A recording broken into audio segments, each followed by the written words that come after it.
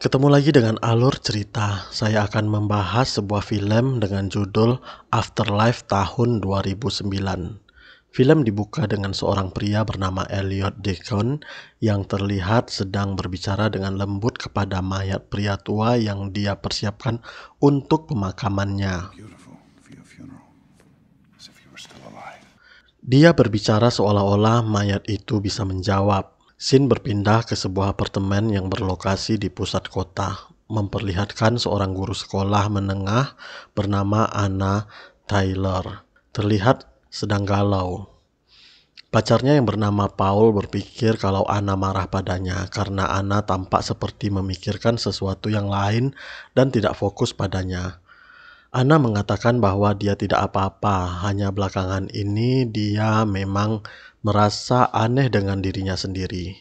Saat mandi pun dia mengalami mimisan, padahal dia sama sekali tidak merasa sakit. Semua keanehan itu tidak diceritakan oleh Anna kepada Paul. Dia merasa dirinya sehat dan hanya cemas. Anna pun masih datang ke sekolah untuk mengajar seperti biasa. Sore harinya, Anna menghadiri upacara pemakaman guru pianonya, yaitu pria tua yang ditangani di rumah duka Elliot.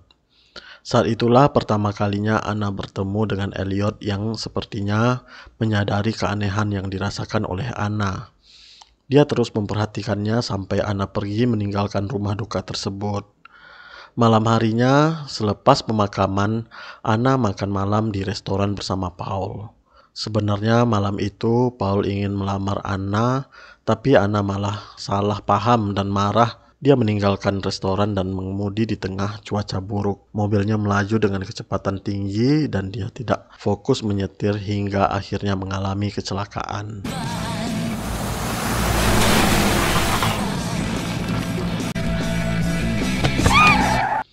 Anna dinyatakan meninggal dunia akibat kecelakaan itu. Dia terbangun di meja pembalseman rumah duka. Lagi-lagi dia bertemu dengan Elliot yang sedang memotong pakaiannya. Roh Anna terbangun. Elliot pun segera mengatakan kalau dia ada di rumah duka dan menyampaikan kenyataan kalau Anna telah dinyatakan tewas sekitar 8 jam sebelumnya akibat kecelakaan menabrak truk bermuatan pipa besi. Anna masih belum bisa menerima kenyataan kalau dia telah mati. Sampai Elliot pun menunjukkan sertifikat kematian yang diterbitkan oleh rumah sakit.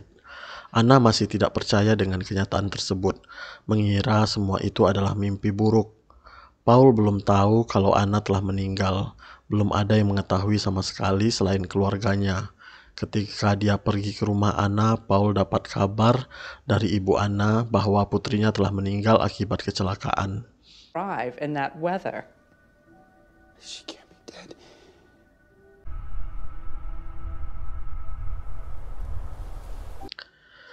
Paul pun menangis, masih tidak percaya. Begitu pula sebaliknya, Anna masih tidak percaya kalau dirinya sudah mati, karena dia masih berbicara dengan Elliot yang dengan sabar mengurus jasadnya sejak pagi. Ibu Anna datang untuk melihat putrinya yang sudah meninggal saat itu. Ibunya mengatakan untuk apa mengurus jasadnya begitu rapi jika jiwanya tidak ada lagi. Elliot mengatakan bahwasanya jiwanya masih ada. Pernyataan ini menyiratkan kalau Anna belum menerima kematiannya. Ibu Anna bilang kalau dia ingin rambut Anna berwarna coklat saat pemakaman nanti, karena sebelum meninggal dia telah mewarnai rambutnya dengan warna merah yang sangat mencolok. Beberapa hari sebelum pemakaman dilakukan, jiwa Anna sempat tersadar dan berjalan-jalan di ruangan dan masih berpikir kalau dirinya tidak mati. Anna mencoba mencari pertolongan dan di saat yang sama Paul datang ke rumah duka memohon pada Elliot agar diizinkan melihat jasad kekasihnya. Namun Elliot tidak bisa mengizinkan karena dia bukan keluarga Anna. Sebenarnya Anna bisa mendengar suara Paul di luar.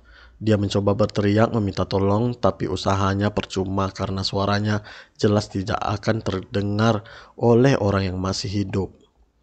Setelah Paul pergi dengan sangat sedih, Elliot masuk ke dalam ruang pembalseman di mana Anna sudah menunggunya di balik pintu. Anna marah pada Elliot. Elliot dengan sabar menjelaskan pada gadis muda itu kalau hanya dia yang bisa melihat dan berbicara dengan Anna. Orang lain hanya akan melihatnya sebagai mayat. Sementara itu, Paul yang bekerja sebagai pengacara melihat mobil Anna pasca kecelakaan.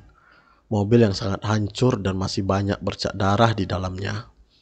Entah kenapa tiba-tiba Paul merasa seperti melihat sosok Anna di dalam mobilnya.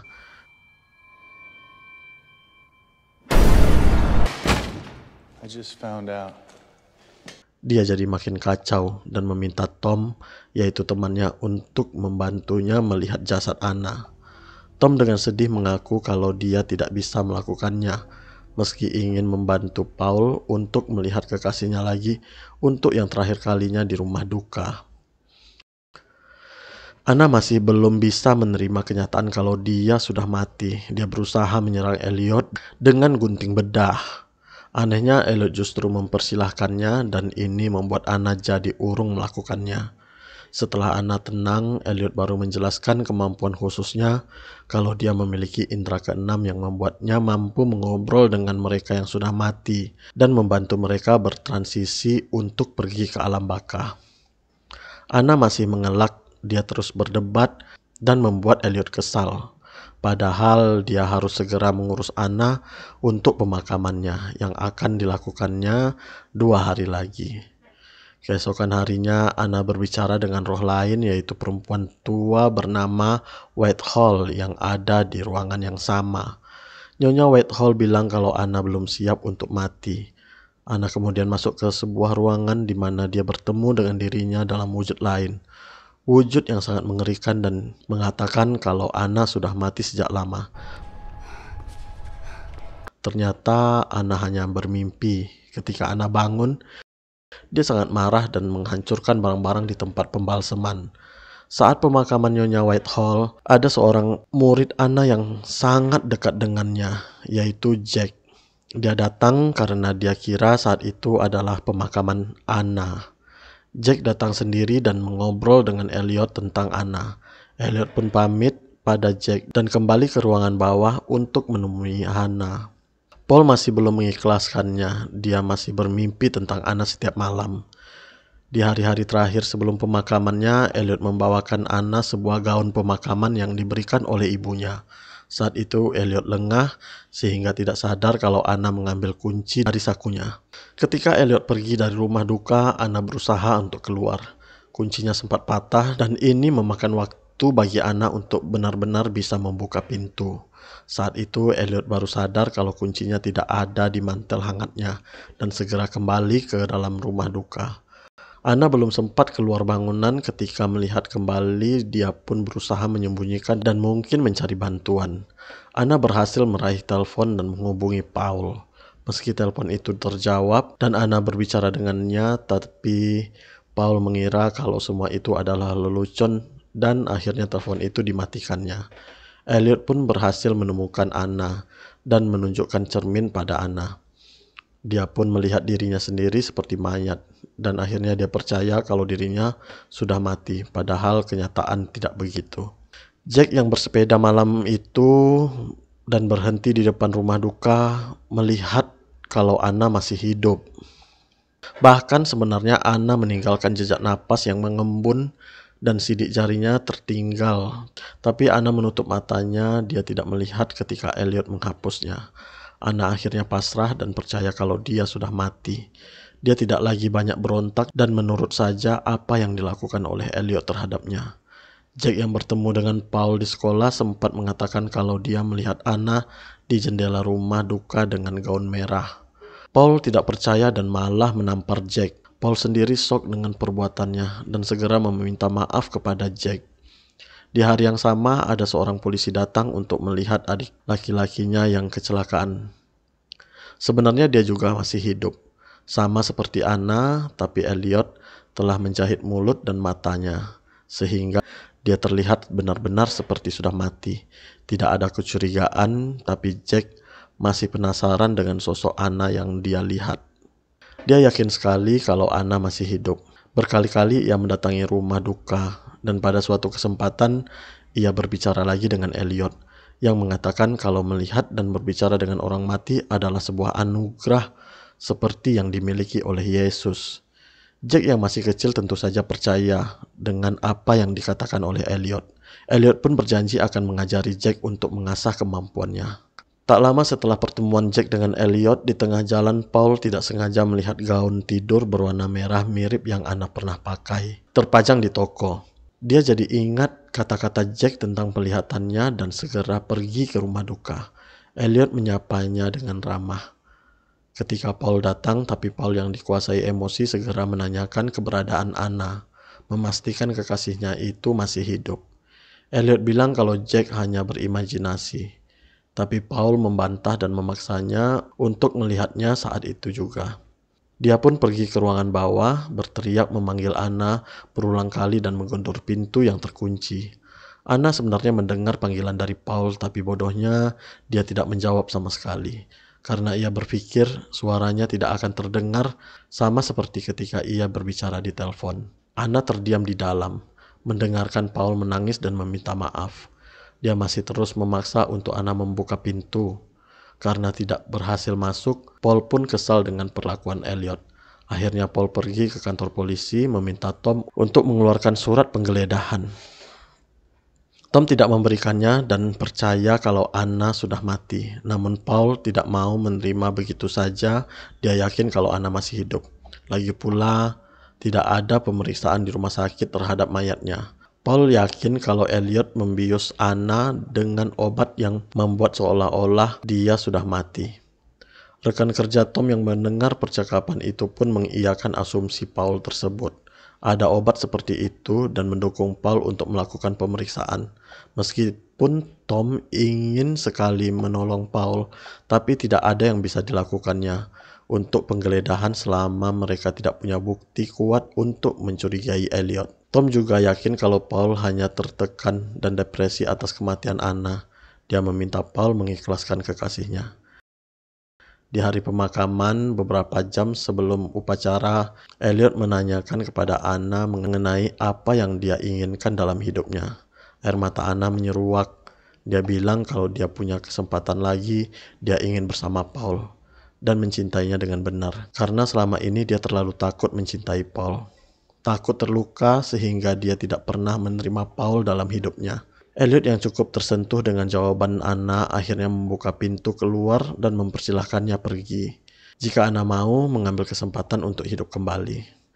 Anna berpikir dirinya sudah mati. Dia pun berdiri di depan pintu, membayangkan dirinya keluar dari rumah duka dan kembali ke rumahnya. Tapi yang dia lihat justru hal mengerikan di mana semua orang-orang sedang melakukan upacara pemakaman untuknya. Jasadnya dikelilingi oleh perempuan-perempuan tua mengerikan dan sesuatu melilit tubuhnya hingga Anna tercekik dan mengeluarkan belatung dari mulutnya. Anna pun tersadar dari bayangan itu, membuat Anna mundur dari pintu. Wajahnya takut, kesempatannya pun hilang untuk kembali hidup. Elliot pun menutup pintunya lagi setelah berkata, "Kukira kau berbeda tetapi ternyata kau sama saja. Kau takut pada kehidupan." Pintu pun kemudian terkunci dari luar.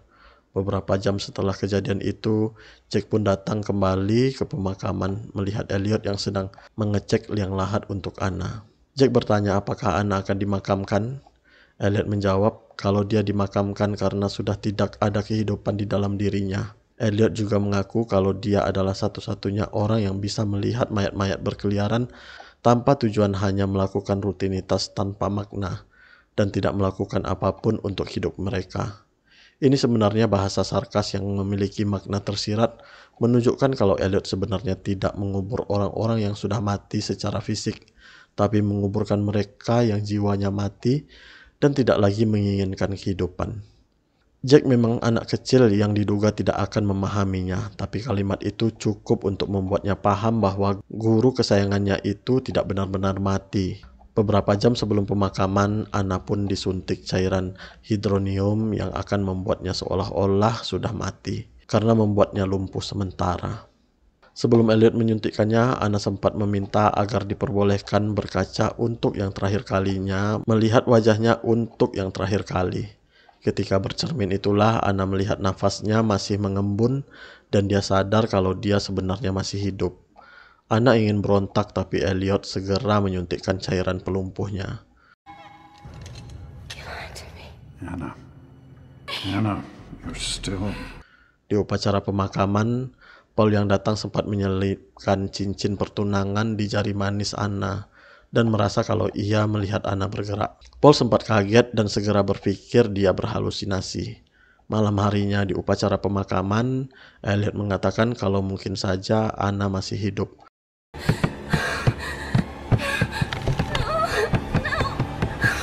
Lalu menyuruh Paul untuk mengecek Anna. Saat buru-buru dalam perjalanan menuju makam Anna, dia mengalami kecelakaan. Paul mengira kalau dia berhasil sampai ke sana dan menyelamatkan Anna, tapi tiba-tiba dia terbangun dan melihat Elliot yang sedang menggunting bajunya, mengatakan Paul sudah mati. Paul mengelak. Dia yakin kalau dirinya belum mati, tapi Elliot yang kini dibantu oleh Jack membiusnya kembali dan film pun selesai. Nah, teman-teman, dari kronologis orang-orang yang divonis mati itu sepertinya matinya karena kecelakaan truk. Mulai dari adiknya polisi, terus Anna, dan juga si Paul sendiri, pacarnya Anna, juga adalah korban kecelakaan. Nah, sebenarnya apa yang terjadi, teman-teman? Apakah benar mereka sebenarnya kecelakaan lalu tidak mati, atau sebenarnya dia betul-betul mati? Ini memang masih menjadi misteri film ini ya, teman-teman. Oke lah, kalau begitu terima kasih telah menonton. Mohon maaf apabila ada kesalahan. Wassalamualaikum warahmatullahi wabarakatuh.